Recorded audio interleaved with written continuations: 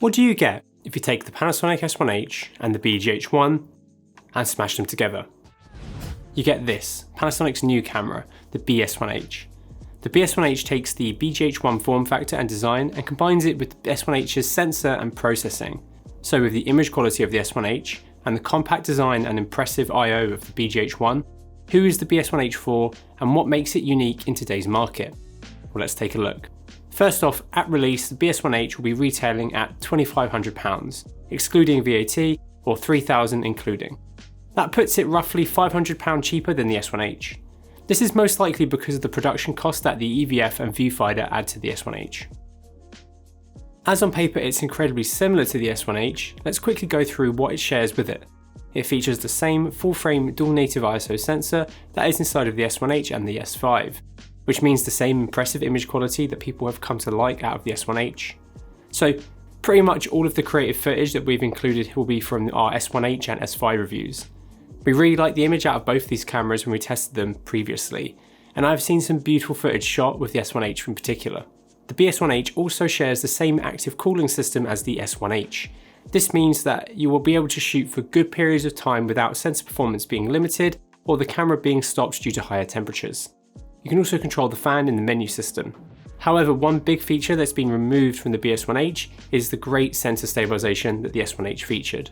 This is most likely a physical limitation because of the size of the unit, and for some could be a reason to grab an S1H over the BS1H, but this will depend on what features are most important to you. Internally, the camera can record exactly the same formats and codecs as the S1H. The BS1H can also output RAW externally via its HDMI, like the S1H can, and it's one of the only cameras on the market that is compatible with either ProRes RAW when using the Atomos Ninja 5, or B-RAW with Blackmagic's Video Assist 12G HDR recorders. Output resolution and available frame rates are the same across both recorders, so it really comes down to what format you prefer to work with in post and what monitor recorder you would prefer to invest into. This camera requires a monitor, so putting together a nice little handheld rig with a recorder could be a really nice little configuration. The BS1H features the same menu system as the S1H, which I actually quite like. However, there are a few new additions to the BGH1. All of the new I/O that is featured in the BS1H over the S1H has its own settings in the menu, as well as a few other things. As the camera features the same recording methods and formats, it takes the same media and features the same dual SD card slot as the S1H and the BGH1. This means that some recording formats will require the use of V90 SD cards, and some brands of cards will be more reliable than others. Links to recommended media are in the description below. One of the key appeals of the BS1H is the camera's form factor and build quality. The camera feels really compact and solid in the hand. The overall form factor is incredibly small at just 93mm wide and tall, and at 78.8mm deep. When compared to the S1H and other box style cameras like the Zcam F6, it's also incredibly light at just 585 grams. This compact and light form factor, as well as the 11 mounting points across the body, will allow you to get the camera into some really unique positions. I can see it also being good at being used inconspicuously in setups such as a wildlife trap camera or in a small venue multicam event production. However, some camera operators may prefer the modularity that a box camera offers as well over a mirrorless camera. The size and weight mean you'll be able to rig it up for handheld use, sling it on a gimbal, onto a lightweight tripod, as well as into any other weird and wonderful scenarios you may need it to. The BS1H features slightly more buttons on the front of the camera than the BGH1, but otherwise has the same button layout. These buttons can be rebound in the menu system, as can any of the other function buttons. Rigging one of these up will be similar to a Zcam or Red Komodo, so the essentials you will most likely need to grab are going to be a cage, side handle, monitor, as well as a way to get the monitor onto the camera. Luckily, the form factor of the BS1H is almost identical to the BGH1, which means that existing rigging will work, which makes our lives much easier. Another huge design principle of the BS1H is its more professional video orientated inputs and outputs over the S1H. Looking at the back of the camera, we can see a large array of I/O as well as a much larger battery slot. This camera uses Panasonic's AG VBRs, which they have used on a range of other of their larger cameras like the EVA 1 and DVX200. Panasonic create 3 different capacities of this battery, depending on what size you need, and there are a few third-party options available too. These are much larger than the batteries that mirrorless cameras use, so will make runtimes much longer. Next to the battery slot on the left, we can see a 3.5mm mic input as well as a headphone out port. Underneath that, you have an Ethernet port and a Kensington security lock. There is an Itali light above the battery slot. There is also one on the front of the camera too, which you can toggle on and off in the menu. You then have a 3G SDI out and two BNCs, one for timecode in and out and then one for gen lock in. These three ports alone are massive additions for professional video workflows. The ability to timecode and gen lock opens the camera up for a huge range of productions and applications that a mirrorless camera with an HDMI and a headphone jack just won't do. Timecode is great for multicam productions as time information is embedded ready for post-production, and gen lock is a great addition for productions that require perfect frame synchronization such as live events, sports or even camera arrays. SDI is also far better for the most part for professional applications over HDMI. This is because the connector itself is much more secure and robust than HDMI. Though Panasonic does include a HDMI lock for the connection to the camera. You can also have much longer cable runs in comparison to HDMI, and lots of professional production kit also use BNC connectors over HDMI, and you can also make up your own SDI cables really quickly. So for the productions this camera is aimed at, it will most likely be using SDI for its cable runs, so this camera will fit in really nicely. The only downside with the ports on the BS1H is that the SDI is limited to Full HD 60p 4210-bit, whereas the HDMI port can output up to 4K 60 4210-bit.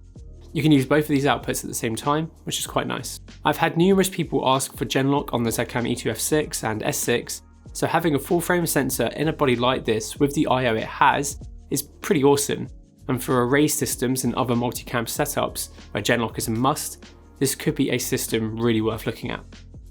It also features the same hot shoe as previous Panasonic cameras, so you can use the DMW XLR1 adapter to use XLR microphone sources if you need to, instead of the regular 3.5mm jack on the camera body. The camera also features both Bluetooth and Wi-Fi for connecting the camera to a phone or tablet, so you can control the camera remotely or even monitor your image, which actually works pretty well.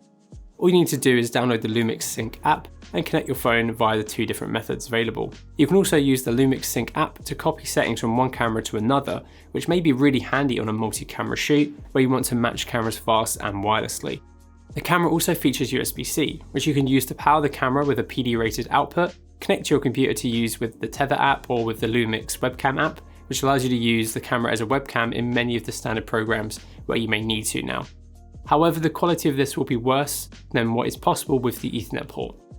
As with the BGH1, the BS1H features an RJ45GB LAN port that you can use for a range of things, with the main function being the ability to IP stream via RTP or RTSP protocol. You can control the camera via this too, using Panasonic's Lumix Tether app, which will be really great if you have a few of these or BGH1s on a shoot where you want to stream multiple cameras via IP and control them all via one computer. You can also power the camera over Ethernet if you have a compatible PoE plus switch, which could be really useful. There is an SDK available, so it'll be interesting to what tools become available for it. Getting the camera into your standard broadcasting programs such as OBS is really easy, which is what you want while setting up a stream. This could work as a great little camera for someone wanting to stream with it one moment and then create content the next with it. When we compare it to the BGH1, there's only a few differences on the body. There is a new operation switch, which is on the right hand side of the front of the camera, and this locks the camera's physical buttons so no settings get accidentally changed if you don't want them to be. You can also limit what is disabled or not in the menu, and this could be good if you don't want an operator on a production to have full control, only a limited amount, as to not mess up a take or shot on a live production. Even though you can toggle and tweak this on the body, you can still remotely control the camera via your PC, but you can also lock this down too. When we compare the BS1H to other cameras on the market, there are two key types of cameras that we can compare it to: mirrorless bodies and box style cameras. There are only a few box style cameras on the market, but the main two that the BS1H will be compared to are the Zcam E2 F6 and the Red Komodo. The F6 has two main advantages over the BS1H. It can record ProRes internally and can achieve higher frame rates. However, it lacks a lot of features that the BS1H has too, mainly its improved inputs and outputs.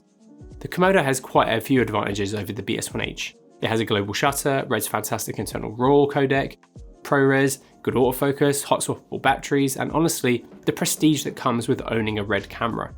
However, the BS1H is the most affordable out of the three, coming in at just under £3,000. The F6 is around £4,100 and the red Komodo is just under £6,000. This puts the BS1H much lower than both of these options and really makes it a pretty good option for people who want or need a camera in this form factor.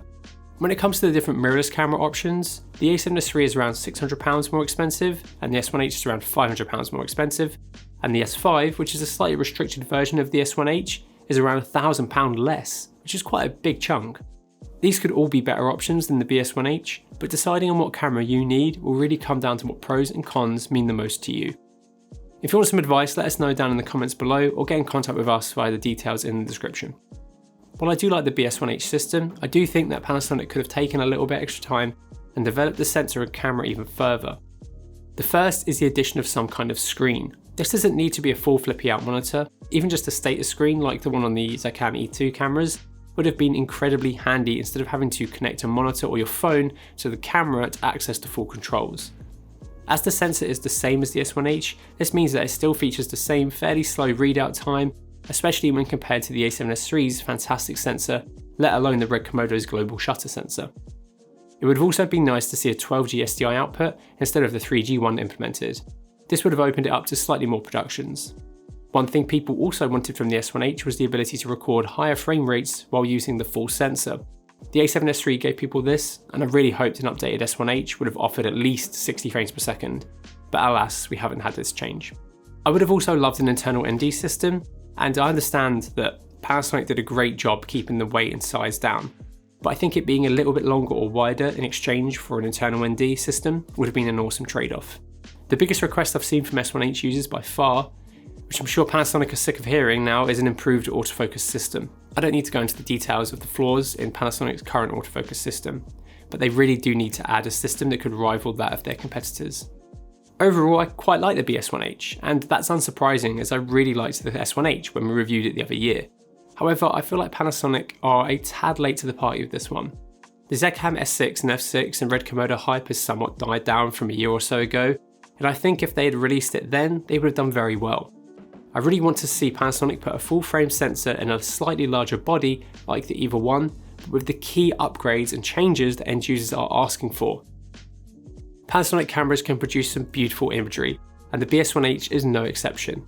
Let us know what you think of the BS1H down in the comments below, and if you enjoyed the video, please consider hitting the like button and subscribing, and thank you so much for watching.